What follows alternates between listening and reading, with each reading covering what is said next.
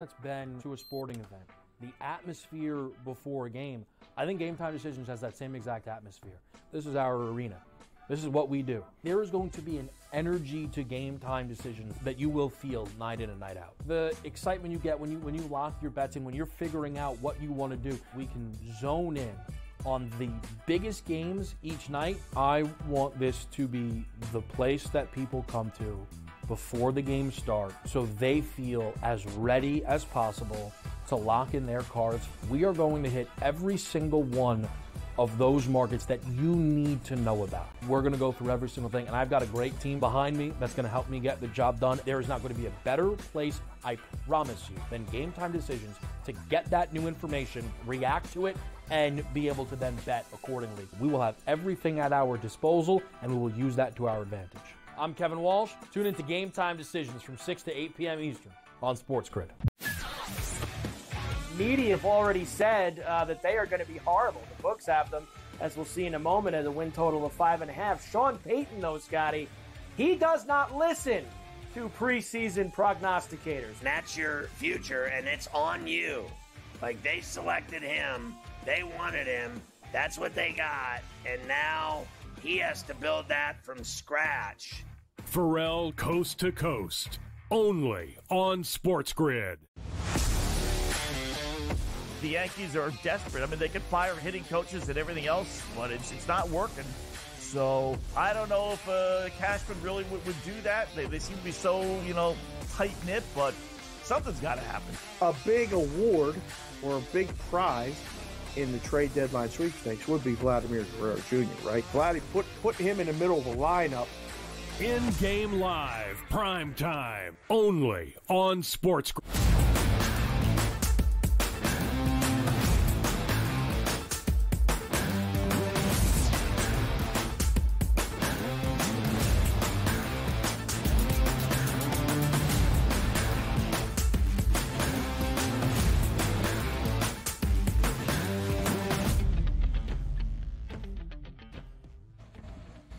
A new week starts right here, right now, live on a Monday morning on the early line on SportsGrid and all across that SportsGrid network. It includes sportsgrid.com/watch, where you can find your favorite destination to consume everything all across the grid. He is Donnie Rightside. I am Ben Stevens. We are here together for the next 3 hours up until 11 a.m. Eastern time to look back on the weekend that was the opening weekend of full action at the 33rd Olympiad over in Paris. Opening ceremonies on Friday afternoon into the first 2 full days of action in the Olympic Games this summer over in France. All that we saw from Saturday and Sunday, and plenty of recaps to go around to set up a new week. A marquee weekend in Major League Baseball, marquee matchups and series all around the weekend that was in the bigs. 1 day out, DRS from tomorrow's MLB trade deadline with some moves and maneuvers over the weekend as well. So much to get into here.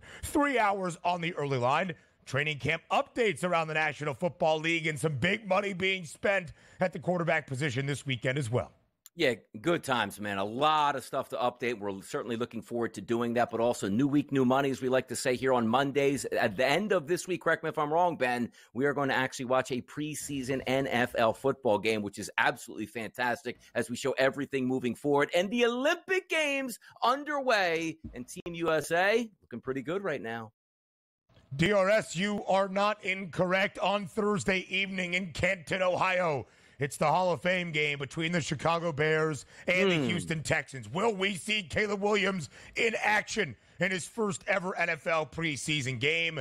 That remains to be seen. But on August 1st, a month of August that will feature football in the collegiate ranks and, of course, around the NFL preseason as well. Until we get there, an opening weekend of action at the Paris Olympic Games. Team USA men's basketball in its Olympic opener yesterday afternoon against Team Serbia, led by Nikola Jokic, but the Americans were led by the steady veteran presence, once again, of Captain America, the flag bearer, LeBron James, and the easy money sniper. Kevin Durant in action for the first time, even in all 5 games of the exhibition series that KD was unable to play. He makes his debut this summer for the Americans in the Olympic opener, and he was damn near perfect. Team high 23 points, a perfect 8 of 8 from the field, 5 of 5 from 3 in the opening half as Team USA dominates Serbia in the opener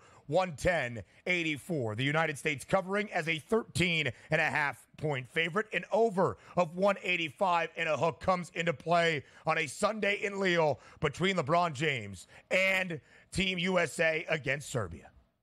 Yeah, and by the way, saying it on Friday, what did we need to see out of Team USA? I said we needed a double-digit win, which probably would be a cover, and just a very strong performance out of the gate. Now I'm satisfied, I'm comfortable, and on the way to gold for me will be the United States. But having said that, looking at the game overall, there were some interesting things that we'll get to a little bit later of who didn't play in that game. Joel Embiid not playing a lot. How does he fit into the starting lineup? But the one thing that we do know is Steve Kerr knows better than your boy Donnie Wrightside, who told you last week, look, if the guy's injured and can't play, what is he actually doing on this basketball team? I think Steve Kerr knew how much gas was in that tank of Kevin Durant. He was sensational in that game. And if you are going to get performances like Kevin Durant coming off the bench looking like that, nobody is touching Team USA. And also, is LeBron James 22 years old? Like, what did I miss? The fountain of youth out here, he looks absolutely flat out dominant, as good as he has in his career, Ben. Love to see it. 21 points, 9 assists, depending on what box score you saw, either 8 rebounds or 7 boards, but a near triple-double in the opener. Mr. Triple-double on the other side for the Serbians, Nikola Jokic, 20 points, 8 dimes, 5 boards. I think Team USA would take that. We'll talk about Kevin Durant's performance, a team-high 23 points, and who did not record a single minute. That would be Jason Tatum. Plenty more to come around the American Olympic opener in our next segment. Elsewhere around the Olympics, the United States women's national team is back. A dominant 4-1 victory over a very good German side yesterday in their second match of group play in the Olympic Games. What an outing it was for the Americans trying to get back on top of the world. Rafael Nadal already underway in his second match in Olympic tennis, playing Novak Djokovic on the clay on this Monday evening out there at Roland Garros. And despite injuring her leg during warm-ups, Simone Biles, a team best and world best qualifying score in the all-around for Team USA in its team competition in gymnastics. Yeah, and we're only getting started here in the Olympics so far, but it certainly is fun to watch. Track and field is going to be on deck, as we know, but just watching Team USA, the ladies out there doing their thing, fantastic stuff. And maybe they showed the way for the men on how to perform here, because men's soccer actually picked up a big dub as well. So here we go. Let's do it. Yeah. The United States hammering New Zealand on Saturday. So much swimming to break down for you. Again, an Olympic in Paris primer a little bit later in this opening hour. Marquee matchups, though, around the weekend in Major League Baseball. We are about 24 hours or so removed from the MLB trade deadline. So those final moves around this weekend to make your team a contender come October. 2 teams we expect to be there. The Dodgers and the Astros. Houston playing much better baseball in the last month and a half, nearly sweeping the Dodgers, but LA avoids the 3-game sweep yesterday with a 6-2 victory in Houston. Yeah, Astros, look, coming down the stretch here, you're getting much better baseball out of the Mariners. Maybe we do have an interesting set here throughout the month of August and September coming up in the AL West. But the Dodgers will be fine. Nice win yesterday, 6-2. They'll keep moving on and trying to chase down the struggling Philadelphia Phillies for that top overall seed in the NL. 65 wins, though, for the Phils. Still the best record in 3 games in front of L.A. in the National League. MLB best for Philadelphia, but a tough weekend against the Cleveland Guardians, the American League's best team. As we go around Major League Baseball, yesterday, Cleveland victorious 4-3, winning the rubber match and the weekend series against Philly on the road in the city of brotherly love. Yeah, come on, Phillies. You're up 3-0. 2 Schwarber bombs here. You got to hold on for that victory of the Guardians. Every run in that game came off the home run here. The Philadelphia Phillies dropped that game. The Yankees are in town tonight. The Phillies better turn it around quickly here and see if they can get that mojo back. Stephen Kwan solo shot in the 7th for Cleveland. That was the game-winning run. A rivalry weekend in the major leagues as well, as we had the Yankees and the Red Sox. The Yanks win 8-2 yesterday to take the rubber match and the series against Boston. In Jazz Chisholm's New York debut in pinstripes after being traded for on Saturday from the Miami Marlins. Yeah, Rodon, 6 1/3 innings pitched, 2 earned runs. If you can get that each and every time he takes the mound, that is going to be a big help to the New York Yankees. Needed that victory last night, got it as they head to Philadelphia. Let's see what the Yankees are. I'm still on that Yankees bandwagon. I'm still keeping hope alive for them. As you should, DRS, as you should, but still trailing the Orioles by at least a game in the American League East. Our MLB insider, Craig Mish, breaking the news that Chisholm was on his way to the Bronx. The Chicago Cubs, in a weird gray area between a buyer and seller at the deadline, still forecasting the future, acquires one of the best hitters available at the block at the deadline, Isaac Paredes from Tampa Bay. He makes his way now to Wrigley Field, the 25-year-old with 16 home runs this season. Yeah, first thing he needs to do when he gets to Chicago is say, Isak should not be my name. It's actually Isaac, because I'm just like many people out here over the past couple days finally learning the exact pronunciation of him instead of calling him Isaac all this time long. So maybe in the Windy City and out of the anonymity down in Tampa, we can call him Isak and get to know him now. No, he's Isak inside Wrigley Field in the friendly confines. As we go to some NFL news and notes around training camp, again, a huge payday this weekend for Jordan Love and Tua Tagovailoa. We'll break down those contracts a little bit later on, but it's not been a good camp for the Cowboys. They have yet to pay Dak Prescott or CeeDee Lamb, and Sam Williams, an edge rusher, tears his ACL yesterday and over the weekend. He was expected to contribute even more so in that pass rush for Dallas. An Olympic opener for the Americans. Up next.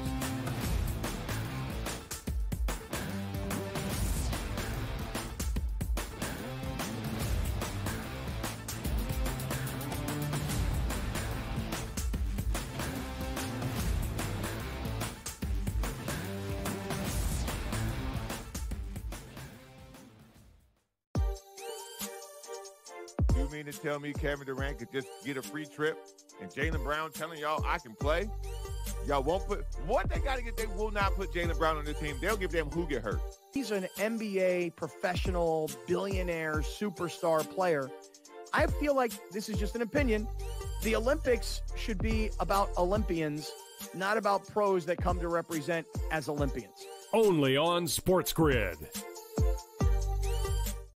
If this wind, like we have out of the Northwest, was here all week, it would be insane watching these guys play in it. But it's going to be a southwest wind, which makes it a little easier as far as the direction of the wind. The guys will have it a little bit of a break on the back nine. But it is such a fun golf course, one that I really do think tests every single aspect of your game. Only on SportsGrid.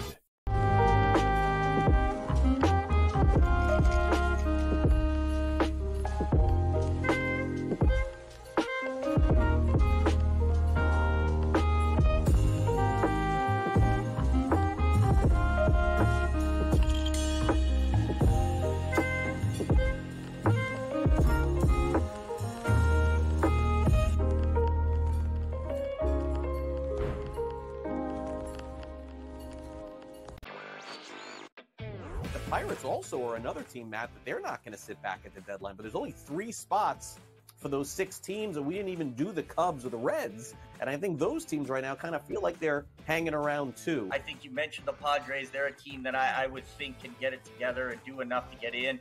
But, I mean, yeah, there's no way of knowing those final 2 spots. It's going to just be kind of a mad rush down the stretch. Newswire. Only on SportsGrid.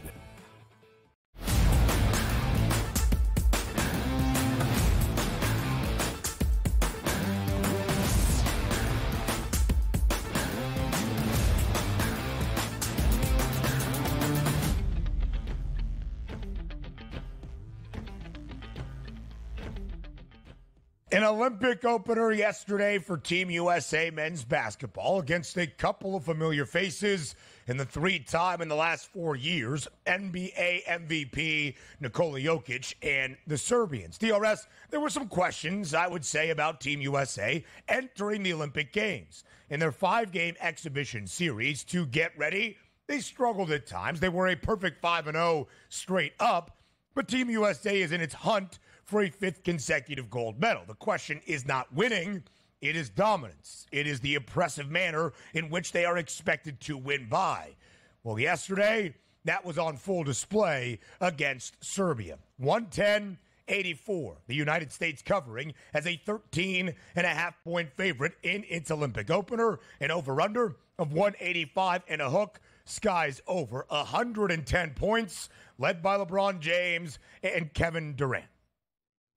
Oh, I thought we had some issues early in that game, right? Down 10 points. Game number 1. The lights come on brightest. Serbia looks like the better basketball team. And then the United States happened. By the end of the first quarter, which they were down 10 in, they had a 5-point lead. Second quarter scored 33 points to extend that lead. And then, boy, did they play some defense, Ben, in that second half. Quarter number 3, 16 points for Serbia. Quarter number 4, 19 points for Serbia. All I wanted to see was a very good effort, which meant a double-digit victory and a dominating performance. I didn't think I was going to get a 110-84 performance out of Team USA. And LeBron James, who has been fabulous through those international friendlies, continued right where he left off. 9 of 13 from the floor, 21 points, 9 assists. The ball is always in his hands. And also, to have Kevin Durant coming back look like the best scorer in the world that we know he can be, I don't know who's going to stop Team USA. And I understand this. It's one game and you get this. But when Team USA is firing on all cylinders like that, offensively and defensively, and also, this wasn't a team in Serbia that was, 90 or 100 to 1 to win the Olympics. This was one of the teams that was in the upper crust here that they easily dispatched of. Now, also, it wasn't the knockout stage, I understand. The United States was a heavy favorite over Serbia. They should have won that game, and they did. But I just love the way they went about it. And it wasn't from a start to finish. It was like, hey, you know what? We're not playing all that well. The arena is jumping right now. We're down 10 points, and just hit that gas pedal and take control of those final 3 quarters was phenomenal to watch for me.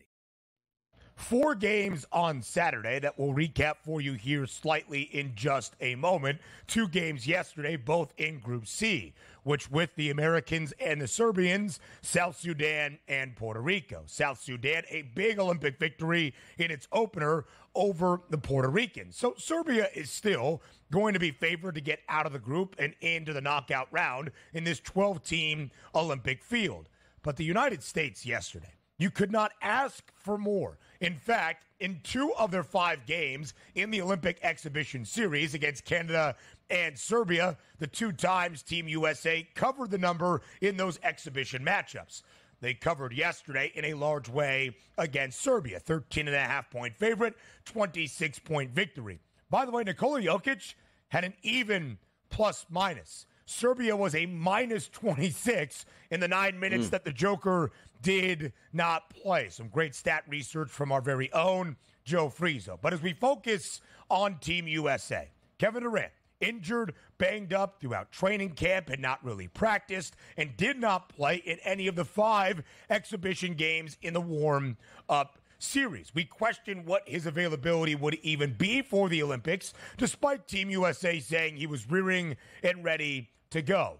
And he came out on a barnstorm. 5 of 5 from 3 in the opening half. A perfect 8 of 8 from the field. He had 21 points at the break. He had a game-high 23 points when all was said and done. And, Donnie, you mentioned LeBron James. What an Olympic Games this is going to be for LeBron. In the hunt for another gold medal. Has not played in the Olympiad for some time. Was the flag bearer for Team USA in the Olympic opening ceremonies on Friday. On the Seine, in the rain, looking like George Washington crossing the Delaware River. And then LeBron has backed it up in his performance. 21 points, 9 assists, 7 rebounds yesterday, doing it all for Team USA.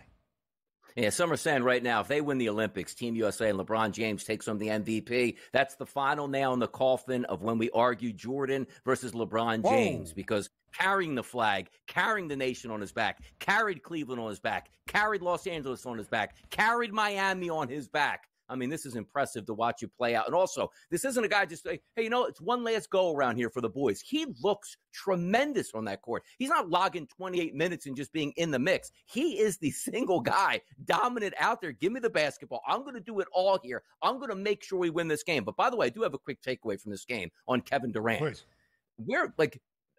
This game was still in the balance, obviously, in the first quarter and the second quarter. Like, it would be interesting to see what would have happened in that game if Durant just come in and just doesn't go bombs away when Serbia was playing good basketball. Loved what I saw out of Kevin Durant. And again, if you are going to get a Kevin Durant performance like that and anywhere near that performance in the future in the Olympics, good luck stopping this jug. I mean, we're keeping all NBA players from getting into basketball games and still winning easily out here for Team USA.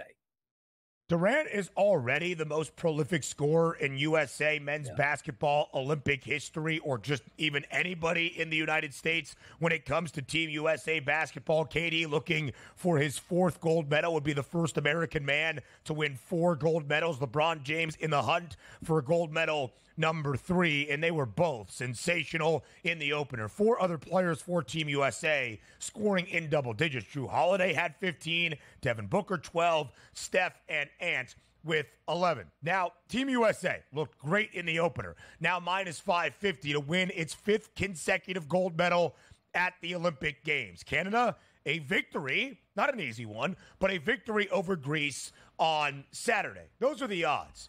Now let's have the conversation. Part of the social media conjecture of the American opener and the dominance against Serbia was who was not on the floor. Jason Tatum did not record a single minute for Team USA in the opener. What did you make of that, Donnie? And quite frankly, watching the game, I wasn't really paying attention because stars roll in and out. But till the end of the game, seeing that he didn't play, you figured he had to be a sickness or maybe an ankle injury, but we're getting none of that here. That's embarrassing for him not to get into the game. And I don't know what's going on behind the scenes here, but I do want to find out. Steve Kerr even said after the game, quote, "I'm an idiot for not playing Jason Tatum." That doesn't make sense. We'll talk about it a little bit later on. More Olympic opening weekend action next.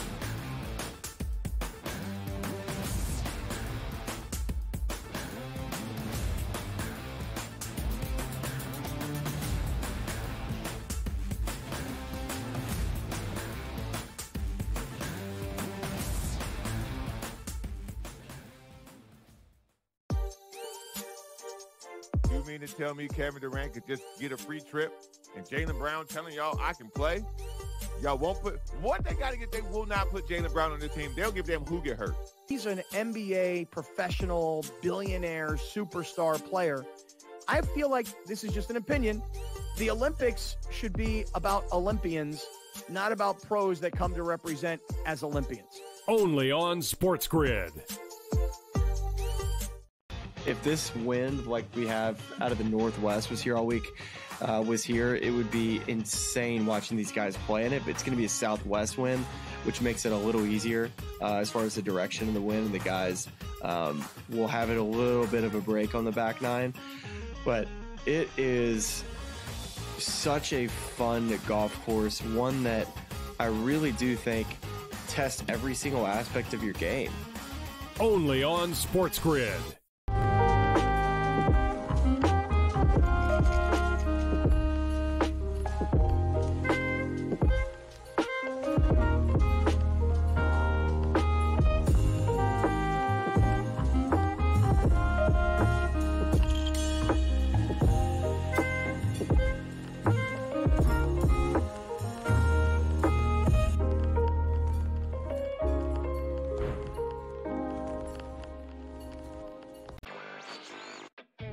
Pirates also are another team, Matt, that they're not going to sit back at the deadline. But there's only 3 spots for those 6 teams, and we didn't even do the Cubs or the Reds. And I think those teams right now kind of feel like they're hanging around too. I think you mentioned the Padres. They're a team that I would think can get it together and do enough to get in. But, I mean, yeah, there's no way of knowing those final 2 spots. It's going to just be kind of a mad rush down the stretch. Newswire. Only on SportsGrid.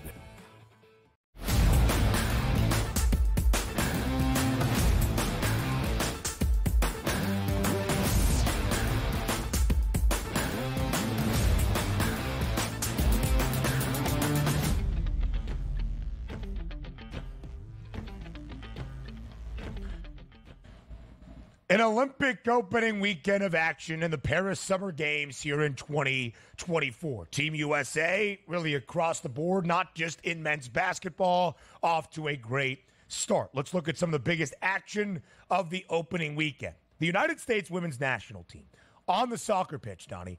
A lot of questions for the Americans entering this tournament.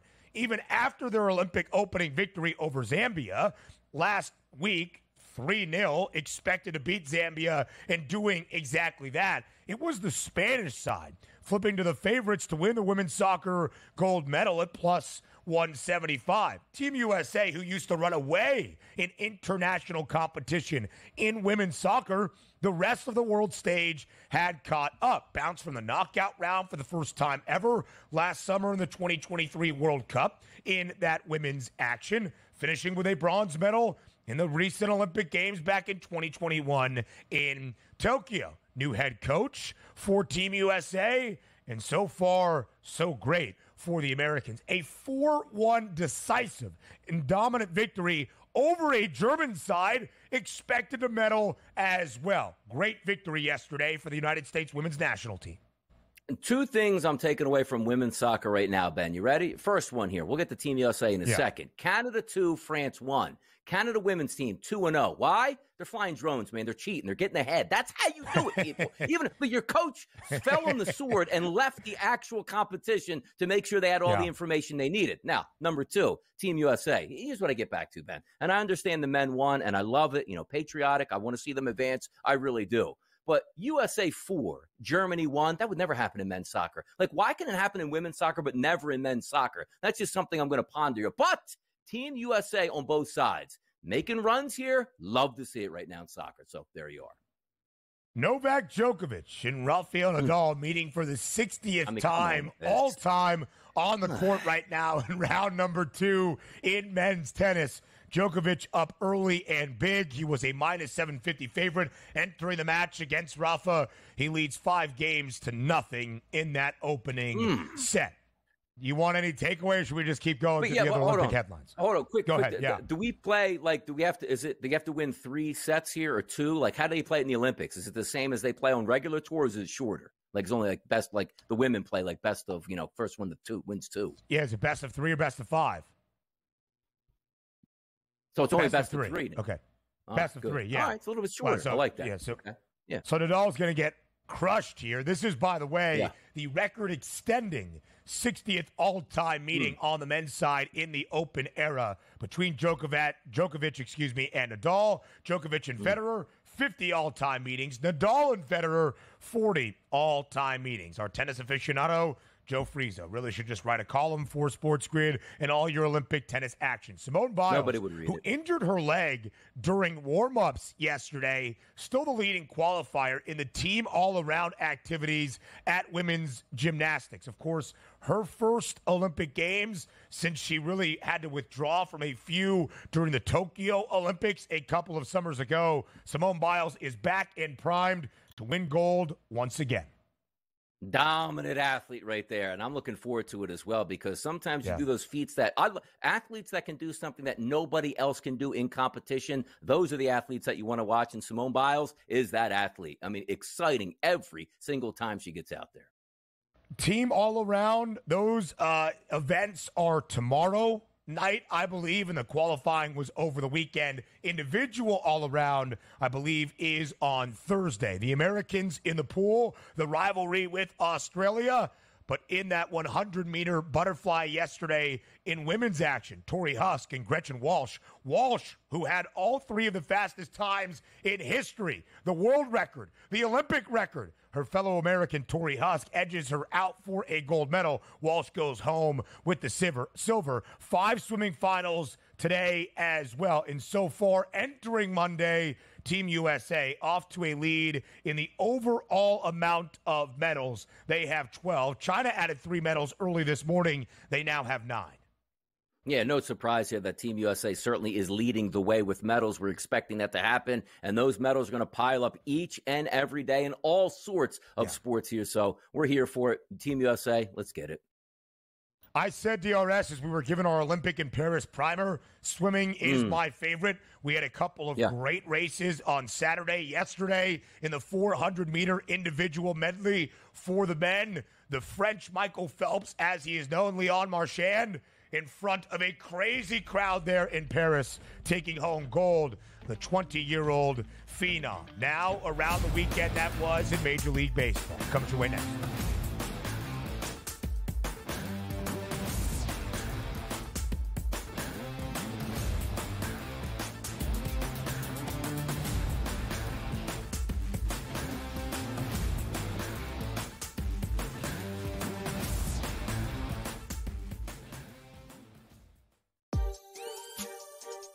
You mean to tell me Kevin Durant could just get a free trip and Jaylen Brown telling y'all I can play?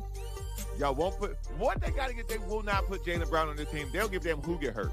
He's an NBA professional, billionaire, superstar player. I feel like this is just an opinion. The Olympics should be about Olympians, not about pros that come to represent as Olympians. Only on SportsGrid.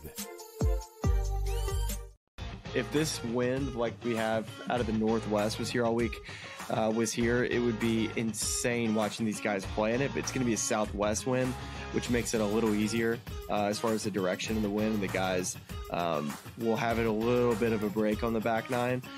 But it is such a fun golf course, one that I really do think tests every single aspect of your game. Only on SportsGrid.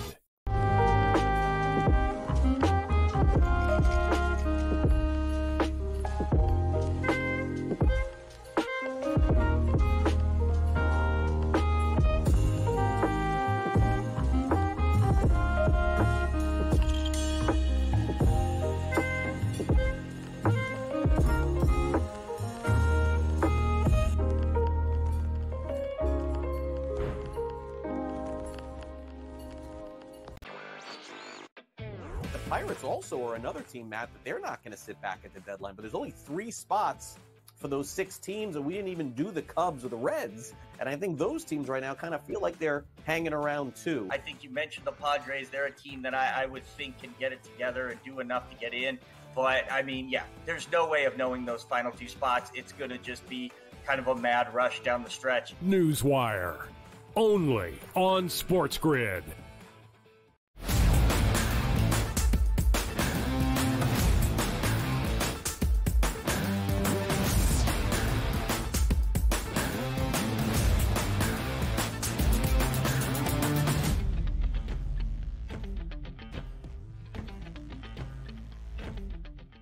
Around the weekend that was in Major League Baseball. Today is Monday. Tomorrow is Tuesday, July 30th, in the MLB trade deadline. We saw some moves around the weekend that we'll break down for you. Our MLB insider, Craig Mish, getting involved in that breaking news aspect. He'll be here tomorrow on deadline day around MLB. Now to the scores and what we saw in the weekend sets all around MLB. A marquee matchup in Houston, a World Series preview, perhaps with the way the Astros are playing in the last month and a half and where the Dodgers are always expected to be. LA avoids the sweep after dropping the first 2 in H-Town with a 6-2 victory yesterday in the series finale. 3 Dodgers hit home runs: James Outman, Gavin Lux, Teoscar Hernandez, the home run derby king. And the Dodgers get a victory, booked as an underdog, plus 110. DRS, Los Angeles, an underdog in all 3 games of this weekend series out in Houston. 12 times this year as a dog for the Dodgers, the least amount in all of MLB, and just 4-8 straight up when booked as the underdog side. Yeah, unnamed pitchers, man. That's what's going to get to you because you're not betting the team itself. You're really betting just on the pitcher on the mound. Do you think they can give you the win on that day or, quote, unquote, that weekend like we saw with the Dodgers? That's a good win, though, 6-2 overall. And Ryan was on the mound, 5 2/3 innings pitched, only 1 earned run given up. That's what you need. That's a stopper right there so you can avoid the sweep. And the Dodger bats certainly came alive. Teoscar Hernandez, no surprise, having a fantastic year on the season. Now, the Astros, 55-50 on the season. You can't expect to sweep the Dodgers here and continue to move on. No. You're going to lose some of those. And Spencer Arrighetti, just your average pitcher. He was okay, 6 innings pitched, 3 earned runs on the day yesterday. Just not enough for the victory. But again, you're going to see teams win, teams lose. The Dodgers are going to be a player, and maybe the biggest player, we think, tomorrow at the deadline. We'll talk about that a little bit more. But also the Houston Astros. They're going to be there to the end. They got the pedigree on that team. It's just for somebody else in that division to step up, and maybe it's finally the Mariners. We'll find out. But I like what I'm seeing out of the Houston Astros, something I didn't think a month ago I'd be saying. Tied atop the American League West, Houston and Seattle. The Mariners doing what you always should.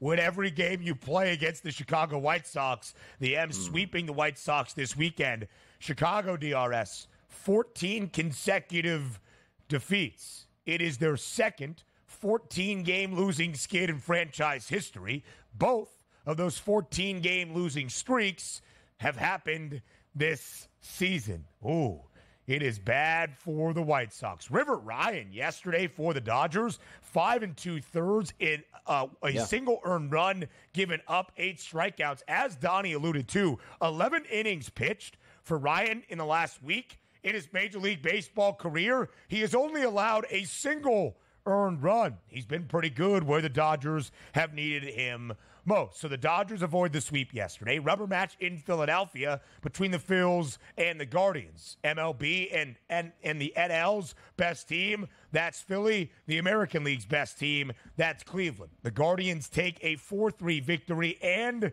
the series after winning the rubber match. Stephen Kwan solo shot in the 7th. That was the game-winning home run. But DRS, to your point, the Fightins got off to a great start yesterday to take the weekend set. Schwarber, 2 Schwar bombs and 3 RBIs. But John Kenzie Noel, a 3-run home run for Cleveland in the 4th inning, ties the game, allowing Kwan to hit that solo home run in the 7th. That was the game-winning run.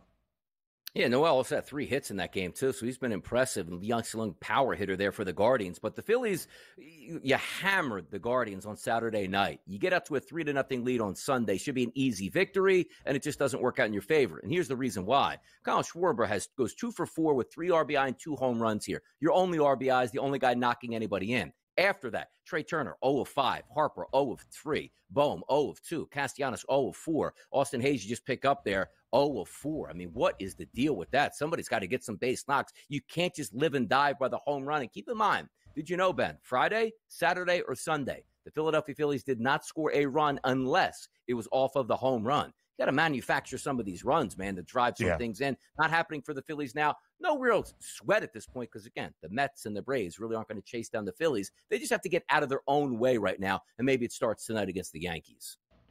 The Philadelphia Phillies still an 8.5-game lead in the National League East over Atlanta. A 10-game advantage over the New York Mets. The Amazons still very much in that wild card perspective. In fact, we would think at this moment the Braves and New York will be contending for 2 of those 3 National League wild card spots. And the Phils still a 3-game lead over the Dodgers for the best record in the National League. And that is something to pay attention to as we near the end of July. The trade deadline tomorrow into August and September. The final 2 months of regular season action in the major leagues. That postseason positioning, trying to win a divisional race, and in the extended postseason format now, trying to take those top 2 spots to earn an opening round bye directly into the division series.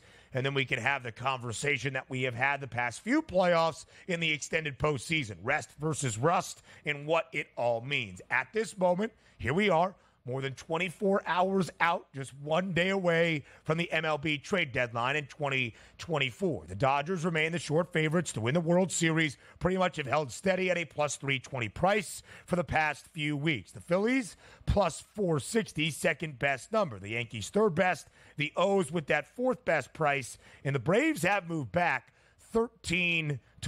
The Houston Astros up there as well. The Braves did win yesterday. We'll talk about the game in the ATL or for Atlanta in just a moment. But Reynaldo Lopez, who has been a revelation for the Braves on the bump this year, MLB best ERA, just over a 2 number, leaves the game with right forearm tightness after only 3 innings of work. That is never a good sign. Forearm tightness often means something happened in your elbow. I'll save the speculation there. And how about this, Ben? Like when we were going at the break and trying to like say, you know what, who are you going to watch in the second half? What teams to take a look at? What players? My player was Ronaldo Lopez because I said to myself, I've watched this guy. I've faded this guy for many parts of his career. I don't understand how he can go from being a terrible pitcher now to a very good pitcher and a Cy Young candidate pitcher. Something has to give. And here we are, what, 1 or 2 starts out of the break, and we might be getting shut down for the rest of the season. That would be a devastating blow for the Atlanta Braves because what were we saying? Well, maybe they'll make some moves at the deadline, but if you get Sale and Lopez pitching like Cy Young pitchers and you get to the playoffs, that's a powerful 1-2 punch that looks like that 1-2 punch might just turn into one singular punch in Chris Sale. That's terrible news for the Atlanta Braves, a guy that they were leaning on saying, hey, man, if you can give us what you got in the first half, we're going to be A-okay. I don't know if that's the case anymore, Ben. The Braves win the finale yesterday of a 4-game extended weekend series against the New York Mets. The Amazons took the first 2, the walk-off in the opener on Thursday night at Citi Field that we recap for you here on a Friday. Atlanta answers, taking the final 2 games in Citi Field. Again, yesterday an underdog, victorious 9-2. So that's great, but when Ronaldo Lopez exits early, that is not. The Braves still a 1.5 game lead right now for the top spot in the National League wildcard race in front of New York. Sandwiched in between, it's the San Diego Padres, who have won 7 of their last 10. The Padres playing some really good baseball as of this moment. The D-backs a half game behind. The New York Mets, the St. Louis Cardinals a game back. The Pirates 2 games back. DRS, there are 6 teams right now battling for those 3 National League wildcard positions, all separated by just 3.5 games. It's why the trade deadline tomorrow is so fascinating. It's why the final 2 months of the regular season are going to be incredibly contentious races for those wild card spots. And exactly. The one thing that we've certainly been hanging our hat on right now is that trade deadline that hits tomorrow. Now, granted, the prices are going up, no doubt about it. It's very expensive to get a pitcher because, as Ben pointed out, when other teams are still in it, you're not more than likely to sell, which may help the teams at the top of the bracket who are not naming themselves the Los Angeles Dodgers. Because what have we been talking about for the past couple weeks? The Dodgers will be different at the deadline. Why? Yes, they're going to get healthy, but also they can afford to go out and get the top flight pitchers. But if those top flight pitchers are going for twice the amount they have in the past, maybe the Dodgers weren't able to get those said pitchers. More recaps around the weekend in MLB up next.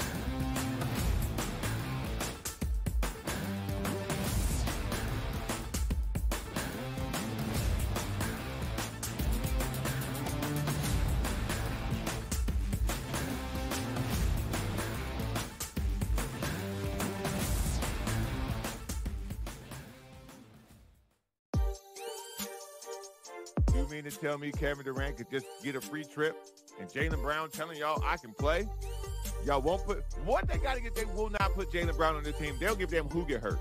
He's an NBA professional, billionaire, superstar player. I feel like this is just an opinion. The Olympics should be about Olympians, not about pros that come to represent as Olympians. Only on SportsGrid. If this wind like we have out of the Northwest was here all week, it would be insane watching these guys play in it. But it's going to be a southwest wind, which makes it a little easier as far as the direction of the wind. And the guys will have it a little bit of a break on the back nine. But it is such a fun golf course, one that I really do think tests every single aspect of your game. Only on SportsGrid.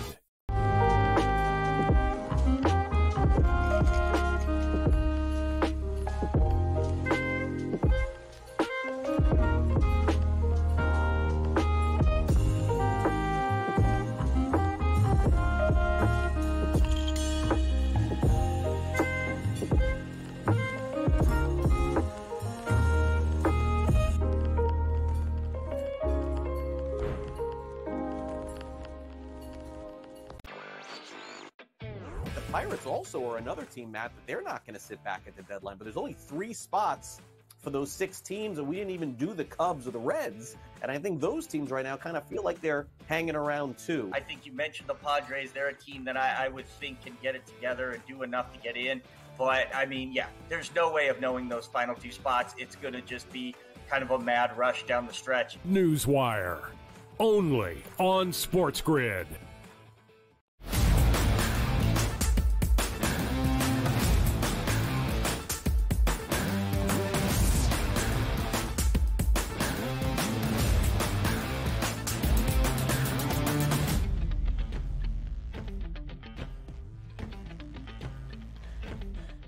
A Sunday night baseball rubber match in the rivalry renewed between the Boston Red Sox and the New York Yankees. Inside Fenway Park this weekend, the Yanks and the Red Sox looking for the third and final game to take the weekend set over their rivals. Dead even pick'em DRS, minus 108 on the money line for both New York and Boston entering the third and final game of the series. A total of 9. In a high-scoring series, every game, all three featured at least double-digit runs as the Yankees take the third and final to win the rubber match and the weekend against the Sox 8-2. Carlos Rodon, second great and consistent start of this week. That's a good sign for New York. They get the victory over Boston 8-2 in the finale. Jazz Chisholm making his debut in pinstripes after being acquired over the weekend from Miami. Yeah, Jazz Chisholm goes 1 of 5. I think did he have a stolen base in that game? I think late in there when he got knocked in the head and then decided to steal a third. But that's a good win for the Yankees, 8-2 overall. And also, so Juan Soto 0 for 3 in that game, drops down to 306. And most people look at that and say, wow, you're not going to win with many times. But they still had 2 walks in that game. The guy just continues to get on base, even if it's not by base hit there. Aaron Judge just pick up an RBI. But the rest of that lineup doing some damage, because if you're not going to pitch to Soto and Judge here, you better have the guys behind them do some things. And they did that yesterday. Wells was decent. Chisholm had the base hit. Torres with 2 RBI yesterday. Down and looking on that list, that's what you needed for the Yankees. We've been saying this time and time again. I don't know if they're going to get any more, moves here at the trade deadline. I think Chisholm was a decent move here, be able to play some center field, speed on the bases, which is something we never talk about the Yankees having too much speed on the bases because they technically don't have any. Now they have a guy at the top of that order. Maybe he can reinvigorate. So all those post-game press conferences, at least asking him questions like, hey, man, always loved Derek Jeter, had him as an owner. I'm happy to be here in New York. We'll see if that turns on the gas, because there was some thought process behind the scenes with Jazz Chisholm. Not an all-in guy, not maybe a team guy. Maybe he buys into the Yankees. Now they've gone from one of the worst teams in baseball to one of the best teams in baseball. Sometimes I can give you a little bit of a kick there to get after it. But the Yankees needed that series win because they're going to take on the Phillies tonight, and you just want to see them stabilize themselves. But also, maybe the biggest key contributor yesterday was Carlos Rodon. You're just looking for solid pitching performances out of the guys you expect to get solid pitching performances. Hasn't been that way many times this year for Rodon, but a good start yesterday on Sunday Night Baseball. Listen, our Craig Mish broke the news that Jazz Chisholm was being traded to the Bronx, debunking the idea that Chisholm is an individualistic and selfish individual on a ball club. 23rd stolen base of the year for Chisholm yesterday in his debut for New York. Aaron Judge, who had a home run and 3 RBIs in each of the first 2 games against the Red Sox this weekend, an RBI to get the scoring started yesterday for New York. They plated 3 runs in the top of the first and never looked back. So the New York Yankees, a game behind the Baltimore Orioles in the American League East. The Yankees still the top team in the American League wildcard race at this moment. Baltimore's struggling. Let's call it what it is right now for the Orioles. Unable to take advantage of subpar baseball out of those up in the Bronx. They avoid the sweep yesterday against San Diego at home inside Camden Yards, winning 8-6. They were a minus 144 home money line favorite, a total of 9.5 screams over. Ryan Mountcastle, 2 for 5 at the dish, 4 RBIs. So good. Baltimore avoids the sweep. But the O's have still lost 10 of their last 15. Again, really not able to extend the advantage in the American League East, just a game up on the Yankees at this time. Yeah, make a move for a starting pitcher here. Like what I see out of the Baltimore Orioles. Still some time left to even improve that team even more to try to stay ahead of the Yankees. But if we are looking at the competition between the two guys yesterday, we probably thought there was going to be some runs scored. XFIP numbers certainly high for Vasquez and also Suarez. But you also had one of those games that sometimes you get a little nervous. 6-0 after the third inning. You could take that deep breath and relax. And before you know it, we're 6-5 here entering into the 8th inning. So at least the Baltimore Orioles didn't collapse from a 6-run lead and were able to win that game. I'm looking forward to see what happens over the next 24 hours before that deadline hits. I'm going to see if the Orioles take another step forward. If they don't, they're as good as advertised. There'll be a player down the stretch, make a deep run in the playoffs. We understand that. But you can do one of those like, ooh, they went from, okay, I think they have a decent chance to maybe the best chance if they pull the right strings on certain pitchers here. We'll see if we find out. But they won yesterday, and that's all that matters, trying to stay with the Yankees here in that race in the AL East. And the Padres had won 7 straight entering yesterday's finale in the Charm City. San Diego 7-2 since returning from the All-Star break. It's why the Padres are smashed in between the two teams out of the National League East. The Braves, the top spot in the NL wildcard race. San Diego second. The New York Mets, a half-game advantage right now over the D-backs for that third and final spot. We shared what happened yesterday in Citi Field. The Atlanta Braves victorious 9-2 in the finale, but Reynaldo Lopez exits the game after only 3 innings. Let's go elsewhere around Major League Baseball. DRS, the Rangers enter this weekend winners of 5 straight. 7 of their last 9, 12 of the last 16. The World Series champs starting to look the ilk of what we saw last October. The Blue Jays, well below 500, sweeping Texas this weekend up in the Great White North. Yeah, and Barrios with a great pitching performance, something you love to see here because, quite frankly, hasn't worked out all that much in his favor this year. 7 innings pitched and only 1 earned run, so that's a good start. And you're right about that. Like, I was talking about Friday, like, hey, man, look at this. Couple games back now, you can really smell it for the Rangers, and then they go on the road and against a team that's supposed to be good this year, not great this year in the Toronto Blue Jays, and you get hammered by them. Just goes to happen. Like, they're not a great team, the Rangers. You just can't afford getting swept here. At least keep your foot in the ball game. I don't know if they can do that, but again, still 60 days left in the season. You win the next series, all is forgotten. Just not a great look for the Rangers over the weekend. No, not at all. But still, there is a chance in the American League West. We shared the Seattle Mariners getting back into the win column. When you play the Chicago White Sox, you must beat the Chicago White Sox. True. This is something to monitor down the stretch. How many teams in the American League Central or elsewhere around the AL or in MLB are playing the Sox down the stretch, who have now lost 14 consecutive games for the second time this season? That's both of the times the White Sox have had a 14-game losing skid in franchise history. The Twins take 2 of 3 against the Tigers. They're in that second wild card spot in the American League. The Cubbies winning the final 2 games of their weekend set against the Royals. They are in this weird gray area, but they made that trade for Isaac Paredes from the Tampa Bay Rays. Plenty more as we'll talk about the trade deadline approaching in MLB. Up next.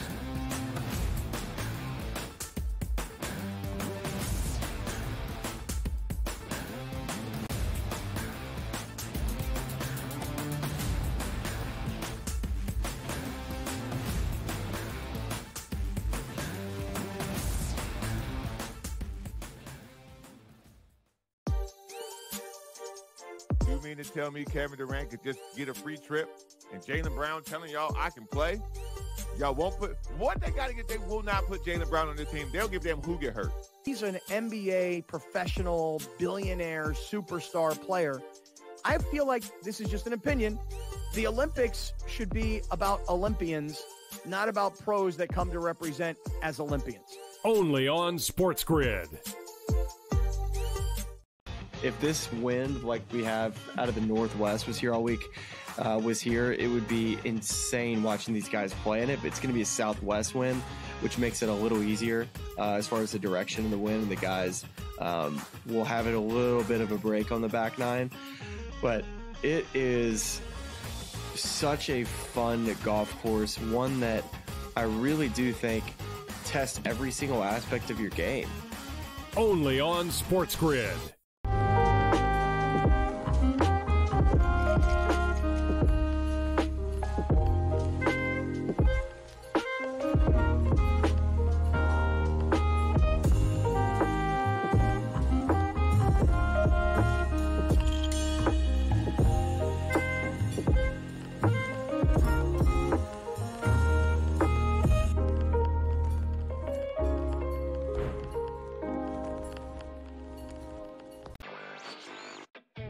Pirates also are another team, Matt, that they're not going to sit back at the deadline, but there's only 3 spots for those 6 teams, and we didn't even do the Cubs or the Reds. And I think those teams right now kind of feel like they're hanging around too. I think you mentioned the Padres. They're a team that I would think can get it together and do enough to get in. But, I mean, yeah, there's no way of knowing those final 2 spots. It's going to just be kind of a mad rush down the stretch. Newswire, only on SportsGrid.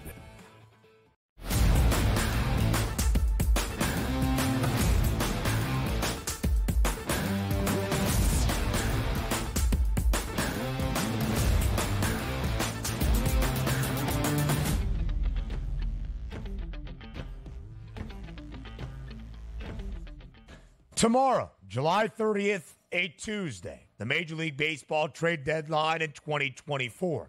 Not many moves made late last week. Our MLB insider, Craig Mish, saying he wasn't even hearing all that much scuttlebutt around the bigs. Well, this weekend, we did see a flurry, including one that our very own MLB insider, Craig Mish, broke. That was Jazz Chisholm Jr. being traded from the Marlins to the New York Yankees. He made his debut in pinstripes, although I guess it was the gray road uniform yesterday inside Fenway Park. The big move of yesterday, the Chicago Cubs acquiring Isaac Paredes from the Tampa Bay Rays. There was an interesting moment, a heartfelt moment of Christopher Morel, who was dealt in the deal back to Tampa, saying goodbye mid-game in the series finale for the Cubbies yesterday on the road in Kauffman against the Royals. In the dugout in the middle of the game, it's the reality of life in Major League Baseball around the trade deadline. Yep, on the move, and specifically with teams that are in that no man's land, which maybe you take a look at Tampa Bay. But the interesting one here of that move, it wasn't that Tampa Bay moved on from Paredes. Like, they tend to do that and say, we have somebody in the background that can actually be better than that person. But also, you're looking from a Cubs perspective. We're led to believe that they're just going to be straight up sellers, and they're going to get one of the better bats at the deadline. Sort of a head-scratching move at this point. But if you are the Cubs fans, like, at least it gives you something to get excited about, because there's nothing worse than your team is like, hey, you know what? I think we might be able to make a run to the wild card, and the front office goes, yeah, we're not making any run anywhere at this point. We're selling at the deadline, but now you actually get a bat. I'm interested to see the rest of these 24 hours if the Cubs make more moves in a positive and or negative direction, because there have been times that some teams are buyers and sellers at the deadline. We'll see if the Cubs are one of those. So when you look at Chicago right now, they're still 5 games below 500, despite winning the weekend against Kansas City, 51 and 56, 5 games out of that third and final National League wild card race, with so many teams jam-packed in front of the Cubbies at this moment. As our producer Joe Frizo shared with us during the commercial break, Paredes has 3 years under team control remaining on his deal, so a move for the future for the Cubbies, even if this year does not pan out for the Cubs in terms of playoff contention. What's intriguing about the Rays, a playoff staple in the American League over the last half-decade, it seems as though they are sellers at the deadline. Isaac Paredes dealt to Chicago. Jason Adam dealt to San Diego. And Zach Eflin adds to the rotation in Baltimore. The Rays saying bye-bye to everybody. They are, which is very interesting. And you know, this goes a little bit deeper in Tampa, because if you look at the deadline right now, they're 3 games back of the wild card. They're in it. There's 60 days left in the season plus, and they're giving up here. So this is just, and again, I know it's not on the field, but they want that new stadium in Tampa to build it here. Why would the fans ever come? Like, the time now to buy, like, you take a look at Kansas City, right? Bobby Witt Jr., They say, you know what, we're going to invest. We want a new stadium. We want to show the people of Kansas City, we're actually going to be serious. If you get us a new stadium, we'll spend more money. Here's that good, gesture. We're going to pay Bobby Witt $300 million, or whatever it is here. This is how invested we are. Get us a new stadium. We'll be able to keep these players here. But Tampa's like, hey, you know what? I don't know if we're going to get a stadium or not. Maybe we do. Maybe we'll keep selling it. The fans don't want to see that. Same thing that you get in Miami. Build a brand new stadium. They'll come out and watch it. No, you want a brand new stadium with some really good players in that stadium to go along with it. So it's kind of interesting how Tampa's playing this year. But 3 games back, you're like, we're out at this point. Just kind of odd. Yeah. 2 games above 500. The Rays have made the postseason in the American League 5 consecutive years. They have had a winning record for 6 straight. They are on pace, of course, to have a winning record above 500 at this moment. Intriguing to say the least. The Mets acquiring one of the best bats in the National League the last month and a half, Jesse Winker, veteran outfielder who's having a great year with the Nationals, at least a great season since the end of May, now makes his way to New York. The Phillies getting Carlos Estevez from the Angels as well. Jazz Chisholm, a trade piece now in New York, a big personality who did not pan out for the Fish. The Marlins sending a guy that we saw providing some speed to the base paths for New York. A stolen base yesterday, the 23rd of this season for Chisholm in his first game for New York against the Red Sox yesterday at Fenway. Does the acquisition of Jazz Chisholm, DRS, change your evaluation on New York's ceiling this year at all? No, it doesn't change it at all. I was looking more from like that pitching end and or maybe like a big bopper in the lineup. But I don't mind it because anytime you get the Yankees some speed on the base pass, I think it's going to help. Also, by the way, the Mets acquisition of Jesse Winker, I think is a very shrewd move there. There's a lot of really good, bettable players in that Mets lineup on a day-to-day basis for RBI. And also the Phillies, they told you they were going to get a high leverage closer. They went out and executed that. And at this deadline, apparently, where things are so expensive, the Phillies did spend a pretty good price to get Estevez. He really should help out. Speaking of prices, quarterback contracts. When hour two starts next.